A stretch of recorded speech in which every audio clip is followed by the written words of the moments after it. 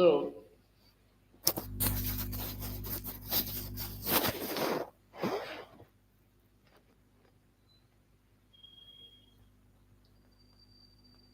ఈరోజు మనం టాపిక్ ఏంటంటే అవార్డులు. ఈ అవార్డుల్లోనే భారతదేశంలోని ఉన్నటువంటి అత్యున్నత పురస్కారం, భారతదేశంలో ఉన్నటువంటి అత్యున్నత పురస్కారమైనటువంటి భారత రత్న. ఈ భారతరత్న అవార్డును ఎలా ఇస్తున్నారు, ఎప్పుడు ఇస్తారు, ఎలా డిజైన్ చేస్తారు, మొత్తం అంతా కూడా ఇప్పుడు మనం తెలుసుకుందాం.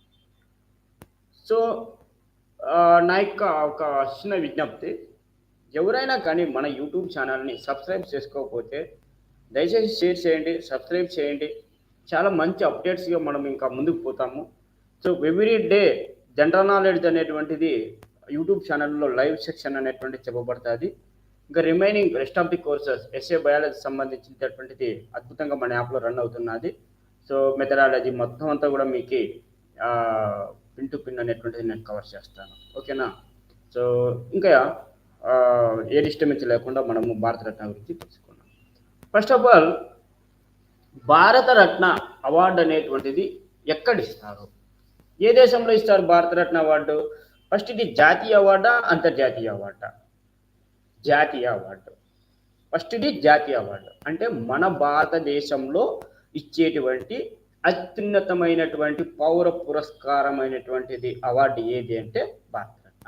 ఇంకా దాని తర్వాత ఈ భారతరత్నతో పాటు చాలా మంది ఏమనుకుంటారంటే అమౌంట్ ఇస్తారు కదా, అంటే భారతరత్నతో పాటు అంటే అవార్డు ఇచ్చేటప్పుడు భారతరత్న ఉన్నటువంటి ఒక ప్రతిమ అనేటువంటిది ఇస్తూ అవార్డు ఇస్తారా? అవార్డు అయితే ఇవ్వరండి. సో వెరీ క్లియర్, భారతరత్న ఇచ్చేటప్పుడు ఎటువంటి నగదు బహుమతి అనేటువంటిది లేదు. ఇది చాలా నోట్స్ చేసుకోండి. భారతరత్న ఇచ్చేటువంటి ముందు నగదు బహుమతి అనేటువంటిది ఇవ్వరు. ఓకేనా? నెంబర్ 1. నెంబర్ 2 వచ్చేసి దీన్ని ఎప్పుడు ఎస్టాబ్లిష్మెంట్ చేశారు అంటే భారతరత్న అవార్డు అనేటువంటిది వెరీ ఇనిషియల్గా ఎప్పటి నుంచి ఇస్తున్నారు అంటే 1954 జనవరి 2. 1954 జనవరి 2 నుంచి ఇవ్వడం జరిగింది. ఓకేనా? మరి అవార్డు తీసుకున్న తర్వాత కొంతమంది వచ్చేసి, ఫర్ ఎగ్జాంపుల్ వచ్చేసి చిరంజీవి గారు ఉన్నారు. సో మెగాస్టార్ చిరంజీవి వచ్చేసి పద్మశ్రీ తీసుకుంటున్న తర్వాత పద్మశ్రీ కొణిదెల చిరంజీవి గారు అనేసి వేసుకుంటారు అనమాట. అంటే దానికి ముందర, పేరుకి ముందర వచ్చేసి, హోదాకు ముందర వచ్చేసి పద్మశ్రీ అనేటువంటిది వేసుకోవచ్చేమో, కానీ భారతరత్న గ్రహీత కానీ లేదంటే భారతరత్న అనేసి పేరు అనేటువంటిది ఎటువంటి పరిస్థితుల్లో కూడా వాడరాదు. ఓకేనా? Very clear. భారతరత్న అబ్దుల్ కలాం, భారతరత్న ప్రణబ్ ముఖర్జీ, ఈ విధంగా మనము ఎటువంటి పరిస్థితులలో కూడా వాడరాదనమాట. ఓకేనా? ఆ విధంగా అంటే పేరుకు ముందు యొక్క బిరుదులకు కానీ లేదంటే అవార్డులకు కానీ రిసిప్టేషన్ కానీ ఎవరైనా కానీ గ్రహీతలు అనేటువంటిది వాడకూడదు అనేటువంటిది చెప్పేటువంటి మన భారత రాజ్యాంగంలోని ఆర్టికల్ నెంబర్ ఏది అంటే ఆర్టికల్ నెంబర్ 18 క్లాజ్ 1 18(1) అనమాట. ఈ 18(1) అనేటువంటిది ఏం చెప్తుంది అంటే, సో 18, సో ఆర్టికల్ నెంబర్ వచ్చేసి ఆర్టికల్ నెంబర్ 18(1) వచ్చేసి ఏం చెప్తుందంటే, సో పేర్లు ముందర మీరు ఎటువంటి పరిస్థితుల్లో కూడా ఆ యొక్క అవార్డు వచ్చినప్పటికీ కూడా మీరు వాడకూడదు అనేటువంటి చెప్పేటువంటిది ఏది అంటే ఆర్టికల్ నెంబర్ 18 క్లాజ్ 1. నెక్స్ట్, ఈ యొక్క మరి భారతరత్నాన్ని ఇంతవరకు మొట్టమొదటిసారిగా 1954 జనవరి 2లో ఎస్టాబ్లిష్మెంట్ అయిన తర్వాత ఎవరు తీసుకున్నారు? మొట్టమొదటిసారిగా ఒక ముగ్గురు తీసుకున్నారంటే, ఓకేనా? ఆ ముగ్గురు ఎవరు కాదు, RRR అని గుర్తుపెట్టుకోవచ్చు. RRR. ఓకేనా? ఏ సార్ RRR సినిమా గురించి చెప్తున్నారా మీరు? సో నేను అలా చెప్పలేదు. RRR అనేటువంటిది మీరు గుర్తుపెట్టుకోండి అనేసి చెప్తున్నాను. RRRలో ఏమున్నది అంటే C Rajagopalachari, Sarvepalli Radhakrishnan, CV Raman. Sarvepalli Radhakrishnan, CV Raman, వీళ్ళ ముగ్గురు కూడా మొట్టమొదటిసారిగా 1954లో వీళ్ళు ముగ్గురు కూడా ఒకేసారిగా భారతరత్న అనేటువంటిది తీసుకోవడం జరిగింది. ఓకేనా? మరి తర్వాత ఈ భారతరత్న అనేటువంటి తీసుకున్న సమయంలో ఇలా ముగ్గురు కాబట్టి ఇలా ముగ్గురు గురించి కొంచెం మనం బ్రీఫ్గా తెలుసుకున్నాము. అసలు ఈ రాజగోపాలాచారి ఎవరు?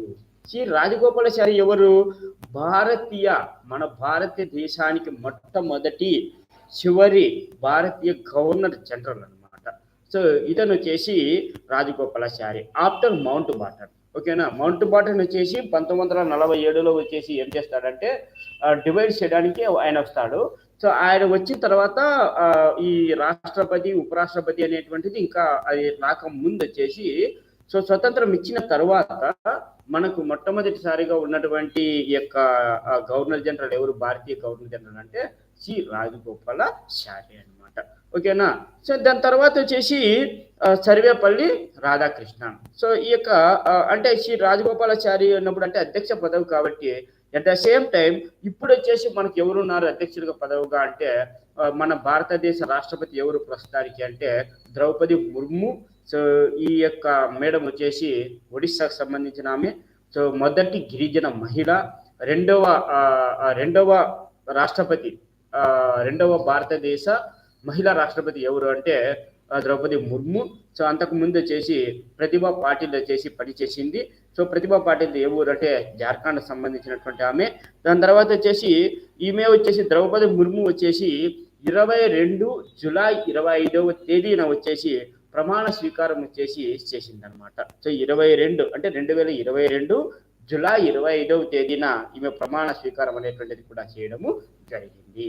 ఇంకా దాని తర్వాత ఈమె పైన అంటే ఎవరి పైన ఈ యొక్క ద్రౌపది ముర్ము పైన వచ్చేసి ఓడిపోయినటువంటి వ్యక్తి ఎవరు అంటే మామూలుగా పార్టిసిపేట్ చేస్తారనమాట. సో ఇప్పుడు రాష్ట్రపతి వచ్చినప్పుడు అపోజిషన్ పర్సన్ ఉంటాడు కదా, ఆ అపోజిషన్ పర్సన్ ఎవరప్ప అంటే యశ్వంత్ సిన్హా అనేటువంటి వ్యక్తి వచ్చేసి ఈమెకు వచ్చేసి ఆపోజిట్ గా వచ్చాడు.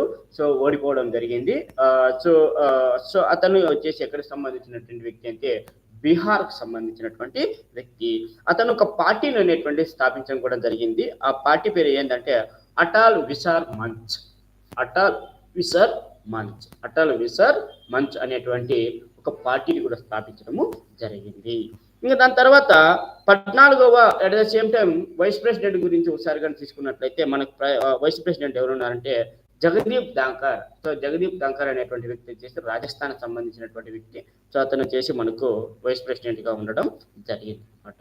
సో ఇంతటితో మనకు వచ్చేసి మొట్టమొదటిసారిగా తీసుకున్నటువంటి వాళ్ళు భారతరత్న ఎవరు తీసుకున్నారంటే రాజగోపాలాచారి, సర్వేపల్లి రాధాకృష్ణన్, సివి రామన్. ఇంకా దాని తర్వాత వచ్చేసి 1955లో సో మొట్టమొదటిసారిగా వచ్చేసి మనకి ఎప్పుడు ఇచ్చారు? 1954లో ఇచ్చారు. సో 1955లో వచ్చేసి ఇచ్చిన 1955లో వచ్చేసి ముగ్గురికి ఇచ్చారు. సో 1955లో వచ్చేసి ముగ్గురికి ఇచ్చారు. ఆ ముగ్గురులో ఎవరు అంటే మోక్షగుండ విశ్వేశ్వరయ్య. సో మోక్షగుండ విశ్వేశ్వరయ్య వచ్చేసి కర్ణాటక సంబంధించినటువంటి వ్యక్తి. తర్వాత భగవాన్ దాస్. సో భగవాన్ దాస్ వచ్చేసి ఉత్తరప్రదేశ్ సంబంధించినటువంటి వ్యక్తి. తర్వాత పండిట్ జవహర్లాల్ నెహ్రూ వచ్చేసి ఉత్తరప్రదేశ్. సో 1955లో. సో ఈ భారతరత్నాన్ని తీసుకున్నటువంటి మొట్టమొదటి ప్రధాని ఎవరు అంటే మన యొక్క ఎవరంటే పండిట్ జవహర్లాల్ నెహ్రూ అనేసి మనము చెప్పవచ్చును.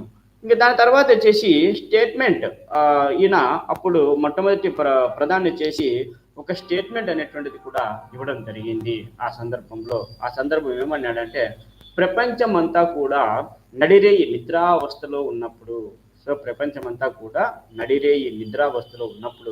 భారతదేశం వచ్చేసి స్వతంత్రమును మేల్కొలుపుతుంది అనేటువంటి ఒక దానిని వచ్చేసి ఎవరు చెప్పడం జరిగింది అంటే పండిట్ జవహర్లాల్ నెహ్రూ చెప్పడము జరిగింది.